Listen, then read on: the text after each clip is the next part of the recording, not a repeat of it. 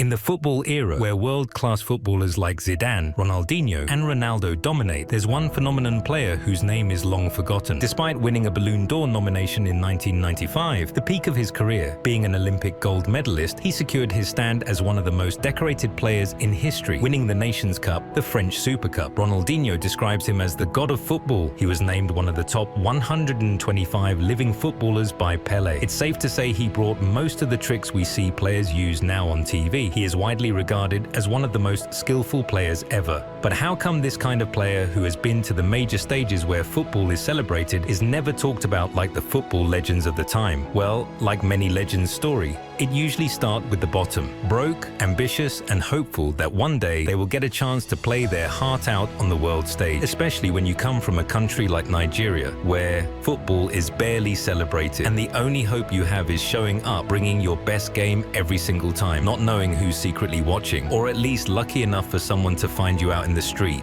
This is the story of a super eagle. Lance con pierna derecha, Okocha! Dangerous ball, Okocha with a goal!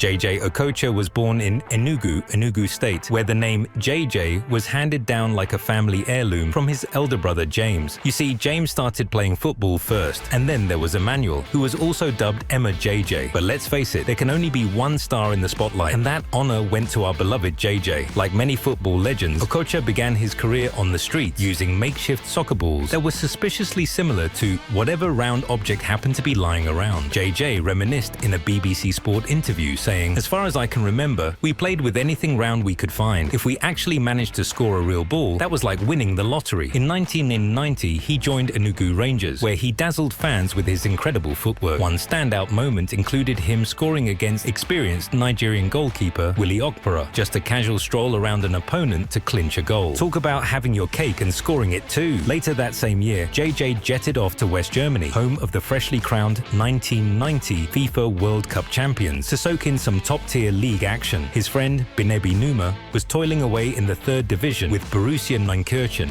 and JJ tagged along to training one day. After impressing the coach with his skills, he was invited back the next day, and before you could say world-class talent, he was offered a contract. A year flew by, and he made a pit stop at FC Saarbrücken, where his stay was shorter than a flash sale on a trendy jacket. Soon, he was off to the Bundesliga with Eintracht Frankfurt, ready to dazzle even more audiences. And the rest, as they say, is history, just like that smashed makeshift ball from his childhood. In December 1991, Okocha signed with Eintracht Frankfurt, where he teamed up with some well-known faces, including Ghanaian striker Tony Yeboah and later Thomas Doll. He dazzled fans with his skills, notably scoring a jaw-dropping goal against Applause. It snagged the title of Goal of the Season from several football magazines and was also crowned 1993's Goal of the Year by the viewers of Sportschau. Okocha made his debut for Nigeria in a 1994 FIFA World Cup qualifier against Ivory Coast, which didn't quite go as planned, with a 2-1 loss. But it wasn't long before he won over the Nigerian fans, especially when he notched a fantastic equalizer against Algeria, leading to a 4-1 comeback victory that secured Nigeria's first World Cup berth. In 1994, he earned a shiny medal as part of the African Cup of Nations winning squad, and the Super Eagles made it to the second round of the World Cup, where they were unceremoniously booted out by Italy. It was an inevitable loss, but he had little time to grieve as he had to head back to his club to continue writing history.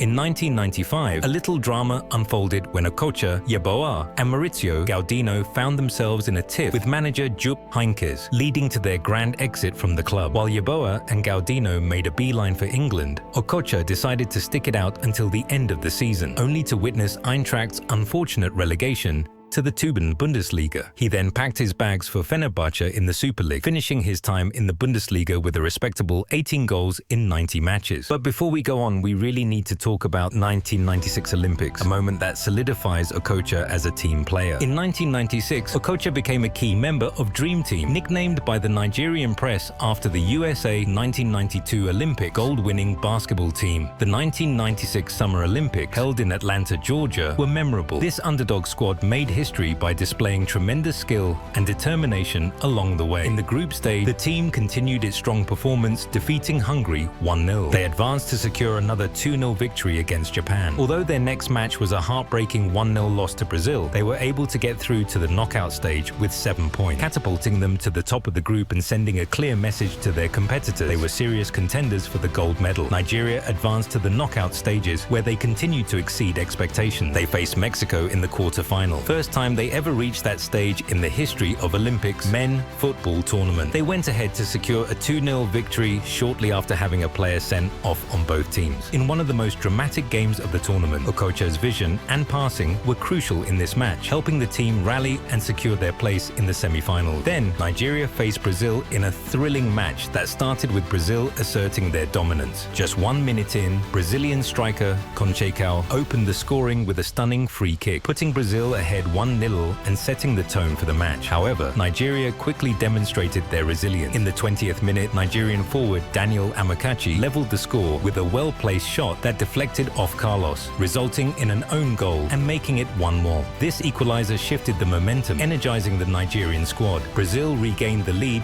with goals in the 28th and 38th minute, leaving Nigerian fans momentarily silent as the first half concluded with the score at 3-1. Determined not to be outdone, Nigeria entered the second half knowing they needed to score at least 2 goals to secure a chance at the final. Their efforts paid off when, in the 78th minute, Ikpeba began the comeback, igniting hope for the Nigerian supporters. As the clock ticked down, neither team managed to score until the final moments of the match. In a dramatic twist, with only seconds left, Okocha initiated a quick sequence that found Kanu in a challenging position. Showing remarkable skill, Kanu lifted the ball over a defender and into the net, equalizing the match at 3-3 and sending the stadium into a frenzy. As the tension mounted, both teams fought fiercely for a decisive advantage. A golden goal from either of the teams decides who wins. In the 94th minute, Okocha delivered a brilliant through ball to captain Kanu, who skillfully dribbled past a defender and shot the ball into the net, securing a golden goal for Nigeria. The crowd erupted in celebration, stunned by the comeback. What began as a potential loss transformed into an unforgettable victory, propelling Nigeria into the final. The final against Argentina, a football powerhouse, was a high-stakes match with clear tension from the start. Argentina, led by Daniel Passarella, took an early lead when Claudio Lopez scored a header just 3 minutes into the game, putting Nigeria under pressure.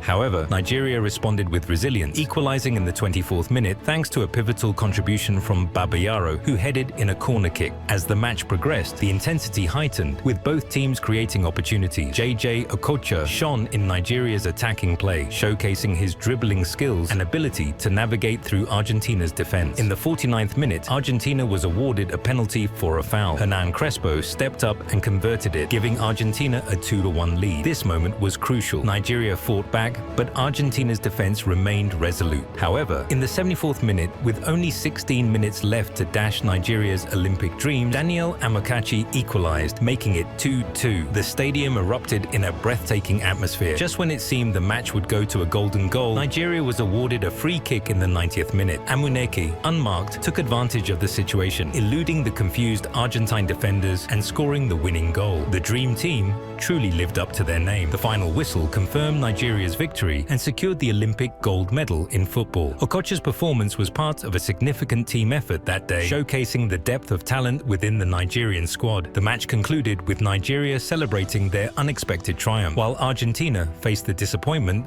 of defeat.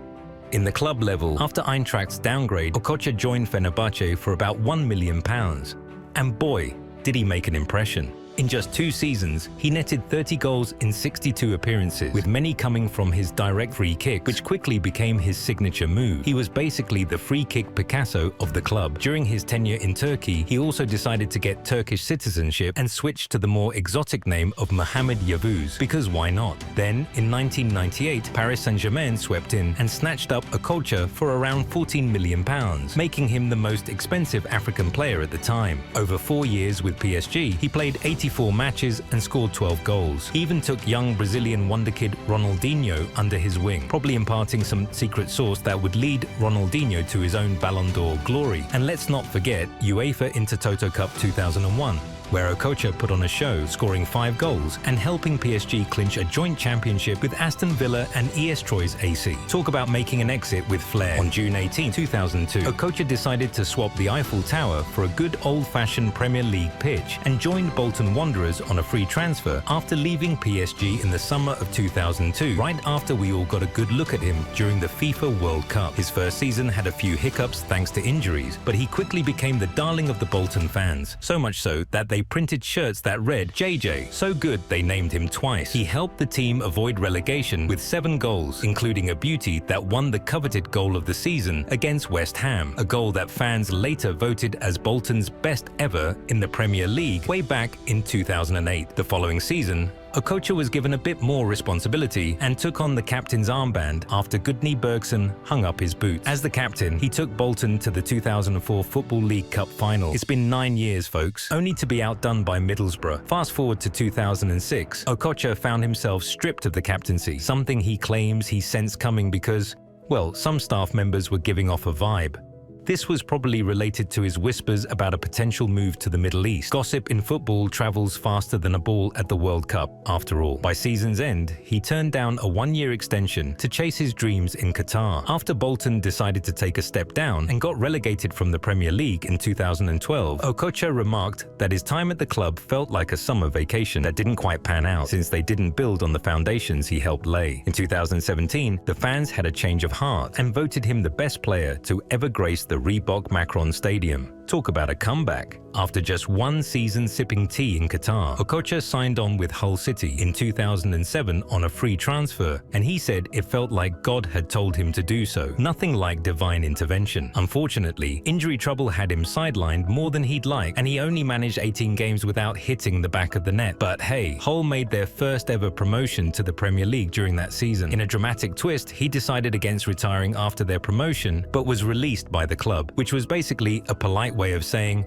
thanks but no thanks, and sent him officially into retirement. In 2012, in a plot twist that could rival any soap opera, he came out of retirement to join the Bengal Premier League team, Durgapur Vox Champions. But wouldn't you know it, the season got postponed and the league folded before he could even kick a ball. Since then, his options got smaller and smaller until he retired permanently from football. What a story. As you may have noticed, this is a new channel, and you can help us by subscribing and turning on notifications for whenever we drop new, awe-inspiring videos like this one.